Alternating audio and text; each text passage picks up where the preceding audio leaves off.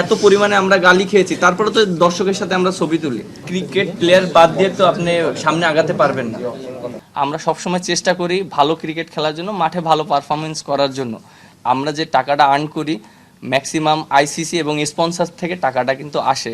গতকালকে একটা ঘটনা ঘটেছে যে আমরা সবসময় বলে থাকি যে ক্রিকেট বোর্ড আমাদের অভিভাবক, এবং তারা যদি এরকম মন্তব্য করে থাকে তাহলে এটা অবশ্যই আমাদের জন্য একটা দুঃখজনক।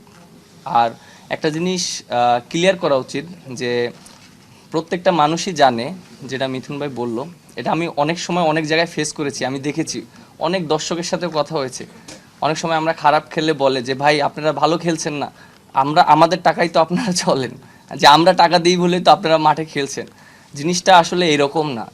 আমরা যে টাকাটা আর্ন করি ম্যাক্সিমাম আইসিসি এবং স্পন্সর থেকে টাকাটা কিন্তু আসে, এবং আজকে যে ক্রিকেট বোর্ডের যে টাকাগুলো আছে, আমার কাছে মনে হয় যারা ন্যাশনাল টিমে ফার্স্ট থেকে এখন পর্যন্ত যারা রিপ্রেজেন্ট করছে, বাংলাদেশের একটা জার্সি পরে খেলেছে, তাদেরও এখানে সেটার একটা অংশ আছে, আমার কাছে এটা মনে হয়। কারণ প্রত্যেকটা মানুষের কষ্টের বিনিময়ে কিন্তু আজকের যে ক্রিকেট বোর্ডের যে টাকা আছে, প্রত্যেকটা মানুষের হক আছে, এবং মাঠে খেলা হচ্ছে বলেই কিন্তু আজকে আমাদের একটা ভালো জায়গায় আমরা ক্রিকেট বোর্ড আছি।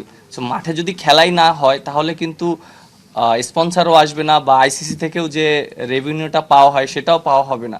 বাট আমার কাছে মনে হয় যে আমাদের এটা শুধু ব্যক্তিগত না, এটা প্রত্যেকটা ক্রিকেট ক্রীড়াঙ্গনের জন্য এটা একটা লজ্জাজনক। আর আমার কাছে মনে হয় যে যে উনি যে মন্তব্যটা করেছেন, আমি জানি না উনি কিভাবে করেছেন, বুঝে করেছেন না না বুঝে করেছেন, আমার কাছে এটার কোনো ব্যাখ্যা নাই, তিনি এটা ভালো জানেন। আর আমার কাছে মনে হয় যে তার যে পজিশনের থেকে এরকম মন্তব্য করাটা আসলে ঠিক না। যে মানে এটা আমার কাছে মনে হয় শুধু এক ক্রিকেট অঙ্গন না, যে কোনো জায়গায় কিন্তু একটা দায়িত্ব অবস্থায় থাকে, এরকম মন্তব্য করা উচিত না।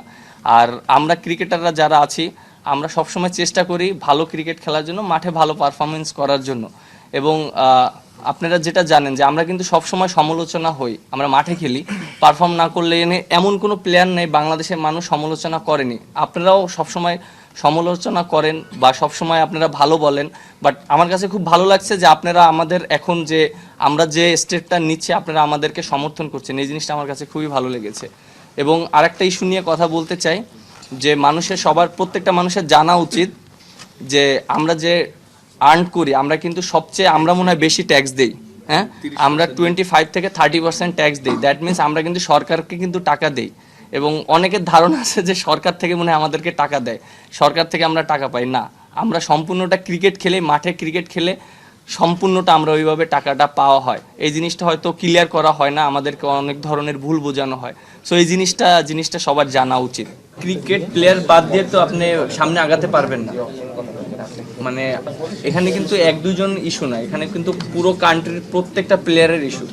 সো সামনে মুভ করতে গেলে অবশ্যই ক্রিকেটারদেরকে নিয়েই মুভ করতে হবে, এবং আমাদেরকে নিয়ে যে মন্তব্যটা করা হয়েছে, মানে এটা তো আমি যে জিনিসটা দেখেছি যে আমাদেরকে হয়তো আলাদা করে দিয়েছে, তারা আলাদা হয়েছে, এরকম মন্তব্যটা করেছে। জিনিসটা তো এরকম না।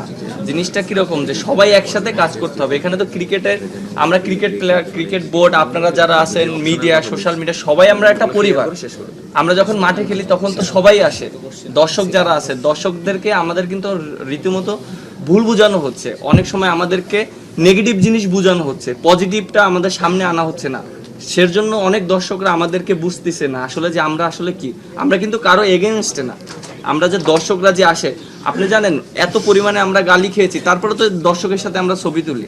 আমরা তো বলতে পারতাম যে না, আমরা ছবি তুলবো না ভাই, কারোর সাথেই তুলবো না, আমরা তো বলতে পারতাম। আমরা তো গালি খাচ্ছি, স্টিল গালি দিচ্ছে, আমরা কিন্তু সেটা কখনোই করি না। দর্শক আসলে ঠিকই জড়াই ধরে ছবি তুলি।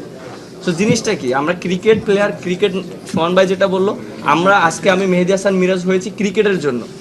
আমার কিছুই ছিল না, আমি ক্রিকেট দিয়ে সব পেয়েছি। সো ক্রিকেটকে যখন কেউ ডিসরেসপেক্ট করবে, তখন তো অবশ্যই আমরা সবাই স্টান নিব।